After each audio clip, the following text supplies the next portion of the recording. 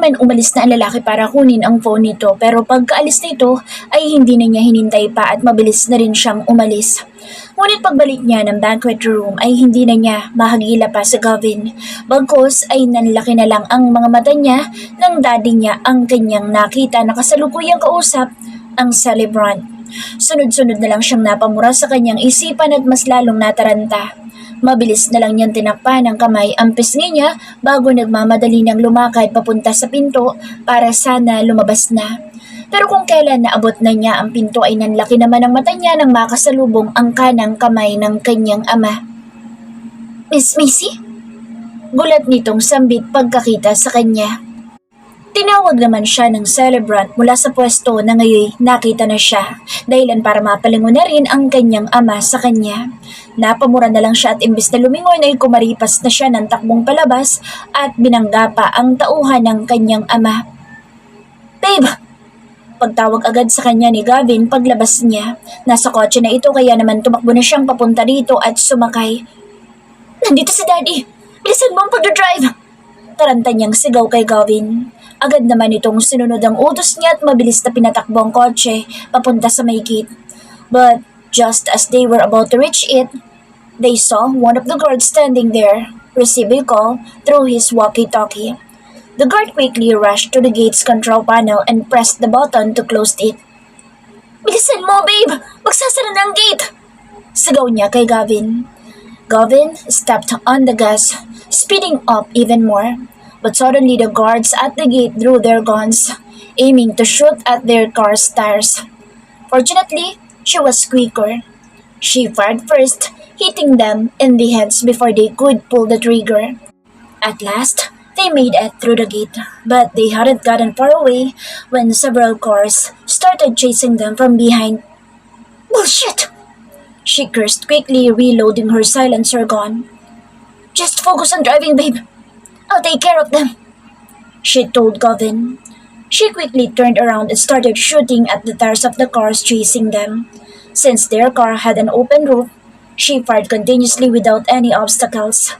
Pero gumanti rin ang mga ito at pinagbabaril din ang gulong ng kanilang kotse. Because of this, Gavin's driving became erratic. He swerved left and right to prevent their tires from getting hit. Nabutas naman niya ang gulong ng dalawang kotse kaya tatlo na lang ang nakasunod sa kanila. Ngunit dahil naubusan na siya ng bala ay hindi pa siya makabaril pa. At sobrang bilis din ng mga ito dahil pumantay na sa kanilang kotse. Hanggang sa hindi nagtagal at bumagsak na lang ang gulong ng kanilang kotse tuminto ang pagtakbo. Napamura na lang silang pareho ni Gavin at nagkatinginan. We're dead, she muttered. I'll take care of them, babe. Just stay here, Gavin said before quickly getting out of the car.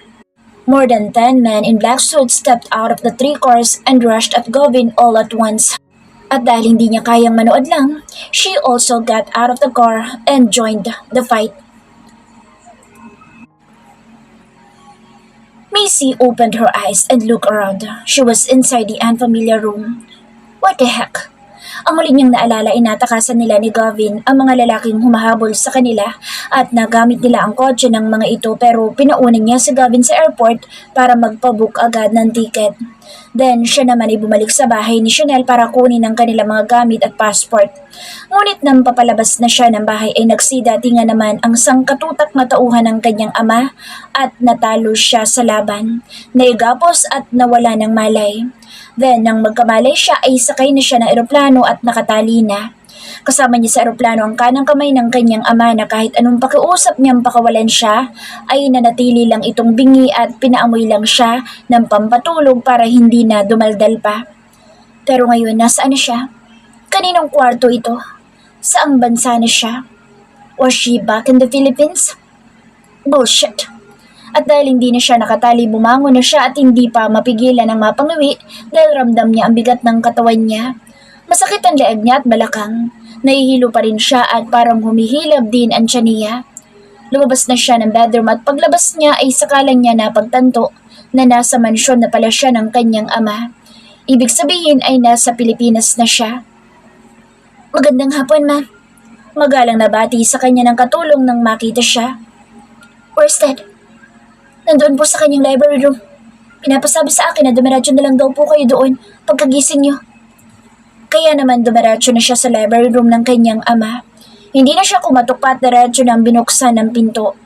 Pagkapasok niya inadatnan niya ang kanyang ama na nakasuot ng eyeglasses. May hawak na aklat at relax itong nakaupo sa swivel chair nito.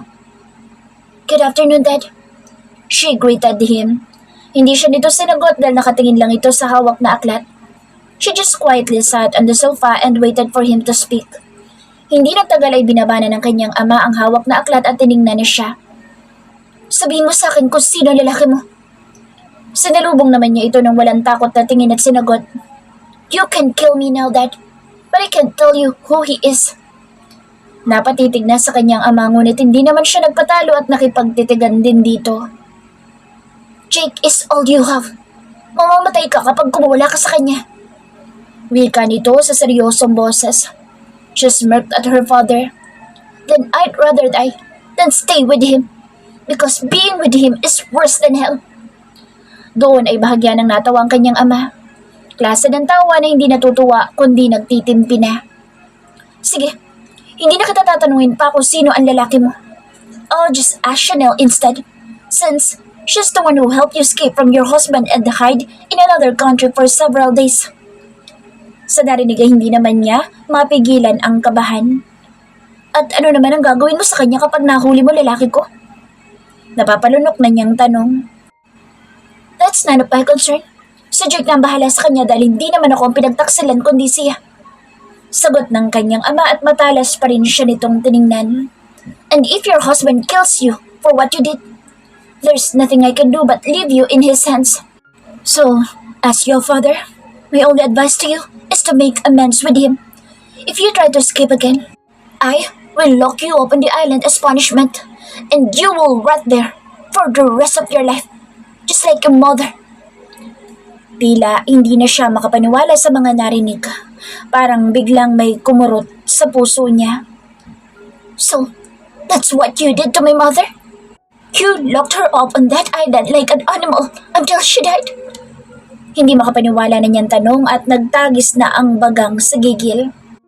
"She cheated on me, so she deserved to die like a sick animal." Walang emosyon lang na sagot ng kanyang ama bago nito tinawag na ang tauhan na nasa labas. "Cardo?" Agad naman pumasok ang isang nasa mid-40s na lalaki. "Yes, my lord." "Take Macy back to her husband. Handcuff her so she can escape." "Masusunod, my lord." Kaya naman agad na lumapit sa kanya si Gardo at pinusasa na nga nito mga kamay niya. Wala na siyang nagawa kundi mapakuyom na lang ng kamao at tumalim na lang ang tingin sa kanyang ama na ngayon ay muli nang dinampot ang libro para muling basahin. "Nakakatawa naman kayong mga basura lalaki. Bakit? Gusto niyo lang na kayo nagtataksil? Pero kapag kayo ang pinagtaksilan, nagagalit kayo na para ba akala niyo ang linis-linis niyo? Pero kayo naman nagsimulang mga luwa. Mga basura kayo. Pweh!" Sigaw niya sa ama at dumura pa sa loob ng library room nito. Dahilan para mapatingin muli ang kanyang ama at nanlisik na ang mga mata. Sa isang iglap ay binato na lang sa kanya ang hawak na libro pero mabuti na lang ay hindi na siya tinamaan pa dahil nahila na siyang palabas ng tauhan nito. Natawa na lang siya sa labis na pagka-disappoint at pinigilan na lang ang paglabas ng luha habang lulan na ng sasakyan. Nakaposas pa rin ang mga kamay niya. "Gardo, hayaan mo akong makatakas at babayaran kita kahit magkano pa." Pakausap niya sa tauhan ng kanyang ama sa pag-asang makukumbinsin niya ito. "Patawad, senyorita. Gustuhin ko mang patakasin ka ngunit hindi maaari. Walang katumbas na salapi ang pagiging tapat ko sa iyong ama." Mahinahon na sagot lang nito sa kanya habang nagmamaneho. Hindi niya na napigilan ang mapairap at napaismid na lang sa inis. "Mukhang matino naman ang pag-iisip mo. Pero bakit sa isang basura ka pa nagpapakaalipin?" Hindi na lang sumagot si Gardo at binilisan na lang nito ang pagmamaneho. Makalipas ang mahabang biyay, dumating na rin sila sa mansyon ng kanyang gagong asawa. Parang gusto niyang maiyak sa galit at inis dahil hindi niya inaasahan na babalik pa rin pala siya. Akala pa naman niya ay magiging malaya na siya. Pero sandaling kaligayahan lang pala ang ibinigay sa kanya dahil babalik din pala siya sa impyerno. Pagkababa ng sakyan ay sakalang inalis ang pagkakagapos sa kamay niya ni Gardo at umalis na ito. Wala siyang nagawa kundi ang pumasok na lang sa mansyon ng kanyang asawa. Pagkapasok niya ay siya rin paghinto niya nang bumungad sa kanya si Jake na malaharing nakaupo sa couch habang ubod ng seryoso ekspresyon at tila ba hinihintay talaga ang pagdating niya. Welcome back, cheater. Malamig itong bati sa kanya at tiningnan na siya ng klase ng tingin na tagos hanggang kaluluwa at ramdam din niya ang galit sa mga mata nito. Natuwa naman siya sa narinig at nilisian pa rin ito ng mapang-asar. Oh, my master's still alive. How does it feel to be outsmarted by your own disciple? I thought you were a smart man, but I didn't expect you to be such a fool. She mockingly laughed. Doon ay umigting na ang panga ni Jake hanggang sa ibinabana nito ang hawak ng wine glass at tumayo na bago marahan ng humakbang palapit sa kanya. Malas mo lang at nakabalik ka pa. Ngisi na nito at pagkahinto sa harap niya ay agad na hinawakan ng kanyang panga at gigil na pinisil. Master at disciple ba ka mo? Then tell me, what does a master do to his disciple? Muli itong umisi sa kanya at inilapit ang labi sa puno ng kanyang tenga sabay bulong. He makes them suffer until they learn. Kumuyom na lang ang kamao ni Macy hanggang sa nakangisi ng hinaplos ni Jake ang pisngi niya at muli na siyang sinalubong ng nakangisi pero mapanganib na tingin. Ang alam ko ay ginawang alipin ng ama mo ang iyong ina noong nabubuhay pa at ikinulong hanggang sa dalagutan ng hininga ng mag-isa sa loob ng kulungan.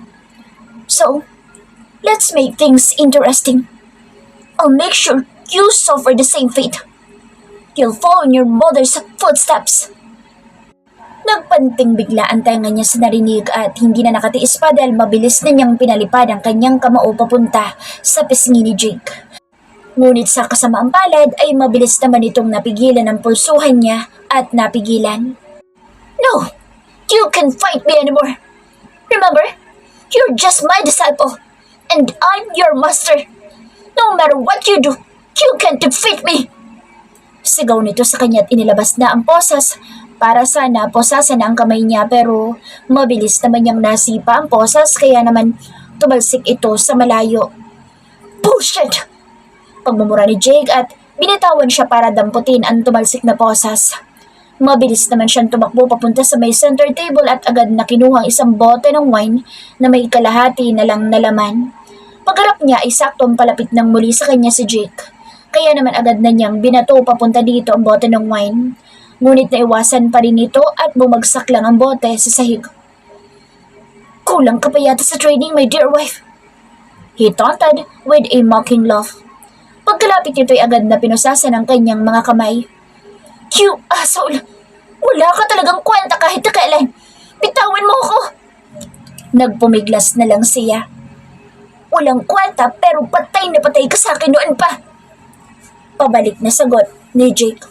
Noon lang yun. Hindi na ngayon. Dahil kung ikaw lang din naman, pues, mas pipiliin ko na lang masunog sa impyerno kaysa makasama pang isang basurang tulad mo. Nalisik muli ang mga mata ni Jake sa kanya. You want hell? Fine, I'll give you hell. Malakas na siya nitong hinila sa braso matapos posasan ng kanyang mga kamay. Pinilit naman niya magpumiglas at nanlaban pero kinaladkad na siya nitong paakyat ng stairs. Ngunit nasa kalagitnaan na sila ng hagdanan nang bigla na lang na umikot ang kanyang paningin at tuluyan na siyang bumagsak. Macy! She woke up lying in a hospital bed, but as soon as she opened her eyes, the first thing she saw was her husband, Jake, standing beside her bed. Blanco ang ekspresyon nito at madilim ang anyo. Masama ang tingin na ibinibigay sa kanya. Nasa ospital ba ako? She asked as she slowly sat up. You're pregnant. Sinong ama niyan? Malamig nitong tanong sa kanya nang wala nang paligoy-ligoy pa. Napahinto naman siya sa narinig at parang nabigla. Pregnant? Buntis siya? Sino ang ama niyan, Macy? Jake asked again. His voice calm, yet carrying a dangerous edge, like a quiet storm on the verge of breaking. She couldn't help but swallow hard, feeling her heart pound even faster. So tama nga ang hinala niya na buntis talaga siya. Yun pala ang dahilan ng pagbabago ng mood niya at panlasa nitong mga nakaraang araw. I'm asking you, Macy. Sino ang ama niyan? Sumagot ka kapag tinatanong kita. He demanded, and his gaze piercing into hers. Doon ay matapang na niyang sinalubong ng tingin ng asawa. Paano ko sabihin kung hindi ikaw? Jake clenched his jaw tightly at her response. Then abort the child. Ngayon din sa araw na ito, at dito rin mismo sa ospital na ito, ipapaalis ko yan sa sinapupunan mo. A sudden wave of fear and anxiety hit her. No, she had to protect her child no matter what. She wouldn't let herself lose another baby. Not again. Bahagya na siyang natawa para takpan ng kaba at matapang pa rin niyang sinalubong ng tingin ang asawa. Wow! Ang kapal naman ang mukha mo para sabihin yan. Ipapapatay mo ang anak mo? Fine! Do it! I don't want to have a child with you anyway. Napahinto si Jake pero nandoon pa rin ang malamig na ekspresyon. Napatitig ito sa kanyang mga mata. Tila ba pinag-aaralan saglit kung nagsasabi ba siya ng totoo o nagsisinungaling. Hindi naman niya iniiwas ang tingin niya at pinatapang din. Sinalubong ang mga mata nito kaya naman nagkatagisa na silang dalawa ng titig. So you're saying I am the father? Huwag mo akong paikutin, Macy. If you refuse to believe that you're the father, then go ahead. Have it aborted. Let your child resent you in the afterlife. Matapang niyang hamon. Jake fell into silence again, still gazing at her intently. Hindi yan anak ng lalaki mo? Paninigurado pa rin itong tanong. Bakit? Nakita mo ba ako ng lalaki para maniwala ka na may lalaki talaga ako? Irap niyang sagot dito na may halong inis. Stop playing games with me!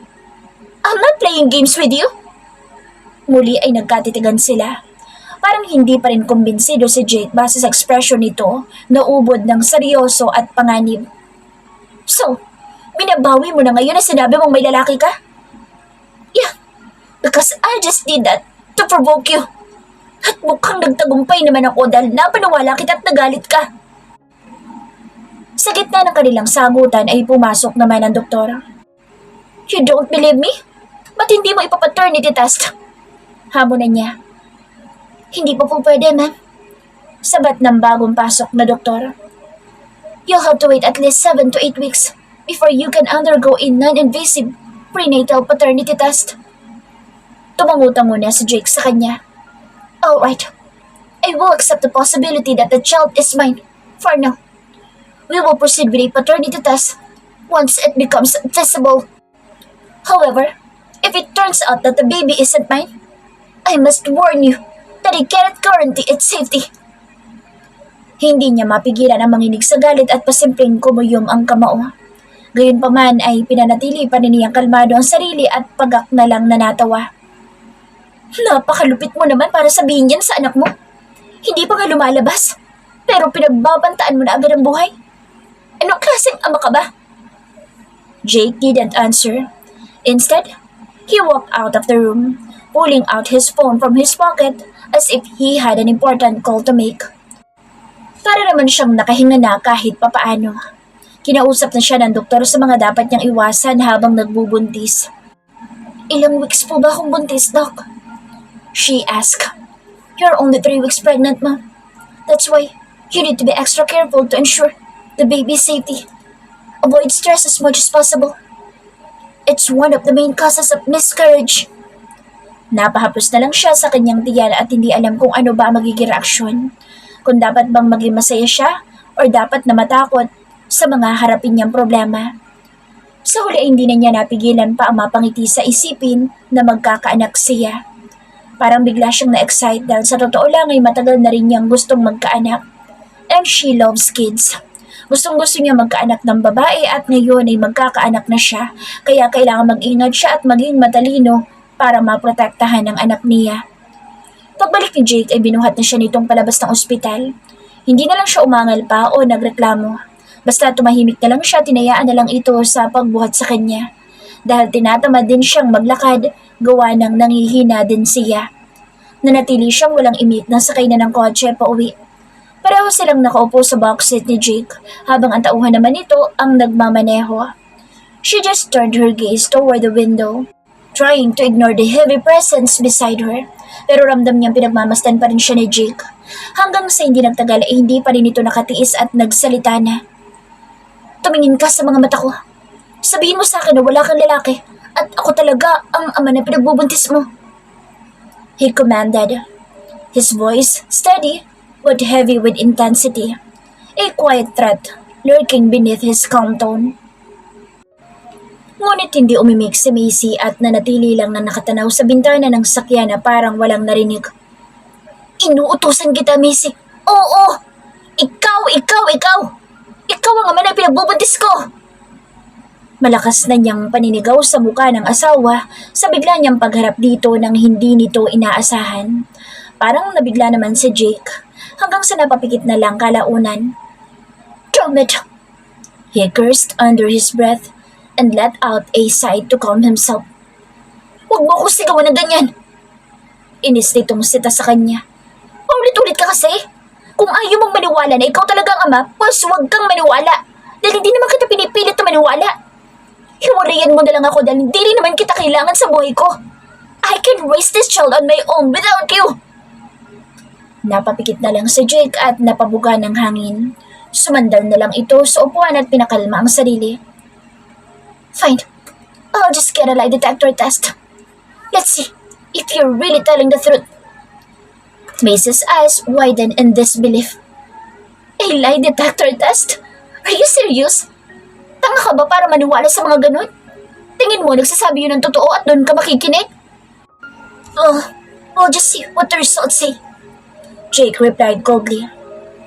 That's what I'll rely on for now, until a paternity test can be done. Muli na nitong ipinikit ang mga mata at inirelax ang likod sa upuan. Napakuyom na lang siya ng kamao at hindi na lang din nagsalita pa. Pagdating nila ng mansyon ay agad siyang binuhat ni Jake. Pagkababa niya ng sakyan. Ibaba mo ako! Kaya ko maglakad! Sinubukan niya pang magpumiglas ngunit hindi siya nito pinansin at binuhat pa rin papasok ng mansyon. Diretsong iniakyat at dinala sa master's bedroom. Pagkapasok ay marahan siya nitong inilapag sa kama. Get some rest. The lie detector test will be here soon. I just hope you're not lying. Wika nito at hinaplos-saplos pa nito ang ulo niya. Pero agad naman niyang tinabig ang kamay nito. Hindi na siya sumagot pa at nahiga na lang patalikod dito. Napabuntong hininga naman si Jake at lumabas na lang ito. Inuwanan na siyang mag-isa sa kwarto para makapagpahinga na. Muli ay napahaplos na lang siya sa kanyang tiya na mag-isa na lang. Don't worry, my baby. No matter what happens, Mommy will protect you. Kailangan niya mag-isip ng paraan. Kailangan niya makausap sa Chanel para humingi ng pabor dito, katulad ng ipinangako niyang tutulungan siya. Pero hindi niya alam kung nakauwi na ba ito ng Pilipinas. At si Gavin, hindi rin niya alam kung ano na nangyari dito at nasaan na ito sa ngayon. Siguro ay alam na din ito na nakabalik na siya ng Pilipinas. Kaya sana ay bumalik na rin ito as soon as possible para makausap niya. Dahil sa totoo lang kinakabahan siya. Hindi para sa sarili niya kundi para sa batang nasa sinapupunan niya. Sa banta pa lang ni Jay kanina sa ospital na ipapalaglag nito kapag napatunayan na hindi nito anak. Alam niyang hindi ito nagbibiro. Pero hindi. Hindi siya papayag na mapahamak ang kanyang anak. Kailangan niya magplano. Umisip ng mabuting paraan para makalusot o mas mabuti kung makatakas na lang sana muli. Sa kabilang banda ng isip niya ay hindi niya mapigilang sisihin si Chanel dahil kung hindi dahil dito ay hindi sana siya mahuhuli ng kanyang ama at maibabalik muli sa gago niyang asawa. Ngayon tuloy ay natrap na naman siya at mapapahamak pa ang buhay ng anak niya. Kasalukuyan na silang nagdi-dinner ni Jake sa dining room. Wala pa rin siyang imik at tahimik lang kumain. Stop giving me food. Sita niya rito dahil muli na namang nilagyan ng pagkain ng plato niya. Kumain ka ng marami para mas lalo kang lumakas. Huwag na. Kawawa lang kung lalakas ako dahil ikaw ang una kong titirahin. Sarkastiko niyang sagot dito at binalik sa plato nito ang nilagay na gulay nito sa plato niya. Isang seryosong tingin naman ang ibinigay sa kanya ni Jake pero kalaunan ay napangisi na lang ito nang may maisip na ibabanat. Titirahin? Saan, honey? Sa kama? He teased. That's fine. If it makes you happy, I'll let you. All night long. If you want. My body is all yours. Sumama naman ang tingin niya rito at napaismid. Kung katawan mo lang naman, wag na. I'm sure it's already infected with all kinds of diseases from your mistresses. Ayoko pang mamatay na maaga. Mauna ka na lang since deserve mo naman. He clenched his jaw. Kung makapagsalita ka ng ganyan, parang hindi mo na ako tinuturing na asawa. Don't you love me anymore? Kadiri, talagang hindi na. Macy! Sagaw ni Jake na parang napikon na. She chuckled. Relax, honey. Huwag kang pikon. Porket tinamaan ka sa sinabi ko. I'm clean, Macy. Pinipili ko kung sino babaeng kinakama ko. And I always use protection. Whatever. She simply rolled her eyes and continued eating. Muli ay napabuntong hininga na lang si Jake at pinakalma na lang nito ang sarili. Alright, I'll try to be more understanding from now on. Maybe the reason your mood has been shifting and you've been picking fights lately is because of your pregnancy. I'm sorry for letting my temper get the best of me. He surrendered. She just rolled her eyes at his apology and chose not to respond anymore. The lie detector test will be here tomorrow, so I hope you'll be honest with your answers. I only need answers for 2 questions. First, kung totoo bang may lalaki ka? And second, kung talagang ako ba ang ama na ipinagbubuntis mo? If it's proven that you're not lying, I'm ready to kneel before you and beg for your forgiveness. Macy woke up feeling nauseous again and quickly got out of bed, rushing to the bathroom. She winced as she threw up, feeling lightheaded afterward. Hoping to feel better, she decided to take a shower. The lie detector is ready downstairs. Salubong sa kanya ni Jake pagkalabas niya ng bathroom, suot ang gray bathrobe. Napahinto naman siya at napatingin sa asawa. No, hindi siya pwedeng sumalang sa lie detector test dahil kinakabahan pa siya at balisa. Paniguradong lalabas lahat ng kasinungalingan niya. Kailangan niyang gumawa ng paraan para makaiwas.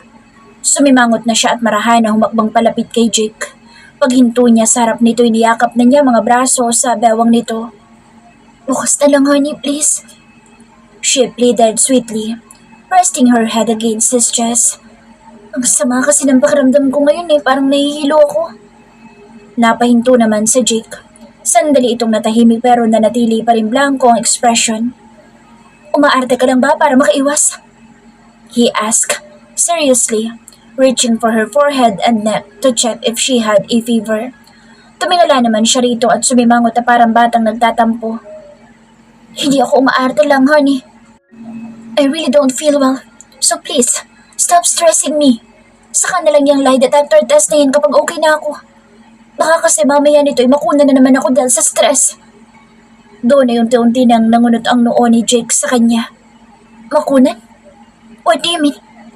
Muli ay sumimangot siya dito at may kasama ng pag-irap. I had a miscarriage 2 years ago. I was so stressed out that time because of your affairs. I cried non-stop, drank too much, and before I knew it, I started bleeding.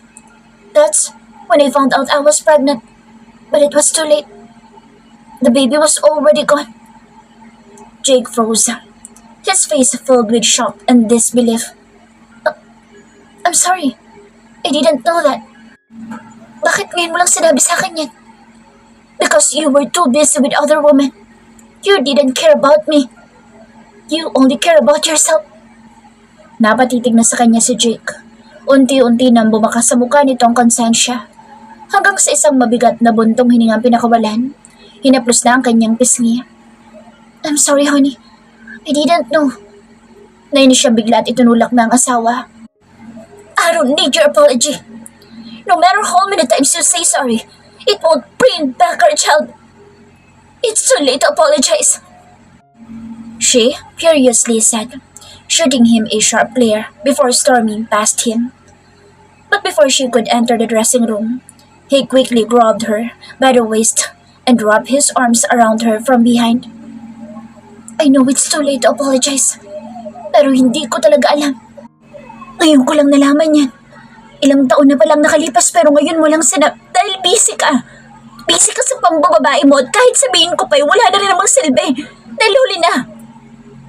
She forcefully tried to break free from his embrace, but he only tightened his hold on her. Calm down, honey. Alright. I'm sorry for giving you stress. From now on, I'll do whatever you want. I don't believe you. May palay detector test ka pang nalalaman? Why? Because you don't trust me? Fine. I'll take your dumb test. But once it proves I'm telling the truth, I want you to divorce me. Palayain mo na ako dahil ayoko na rin maging asawa mo. I'm done. I'm sick and tired the way you treat me. What the hell? No way. I can do that, honey. Bakit kita ihiwalayan kung kailan magkakaanak na tayo? For Dom's sake, Jake. Parang hindi ka naman tinukausap. Hindi mo mamatanggap, di ba? Then tell me, what's the point of staying us together if you can't even believe I'm pregnant with your child? Palibhasa, babaero ka. Nakasanayan mo ng manloko ng asawa, kaya pati ako, pinagdududahan mo. Jake let out a surrendered sigh. Fine. I believe you now. Just don't be mad at me anymore. He kissed her temple. Unti-unti naman siyang napahinto sa pagpupumiglas. Talaga? Naniniwala ka na sa akin? Yes. He nodded. Kaya naman humarap na siya sa asawa. No more lie detector test? Tanong niya rito na kunwari may pagtatampo pa rin sa boses. Yes. No more. He assured her. Pero, ipapapaternity test pa rin natin yan. Napamura na lang siya sa isipan.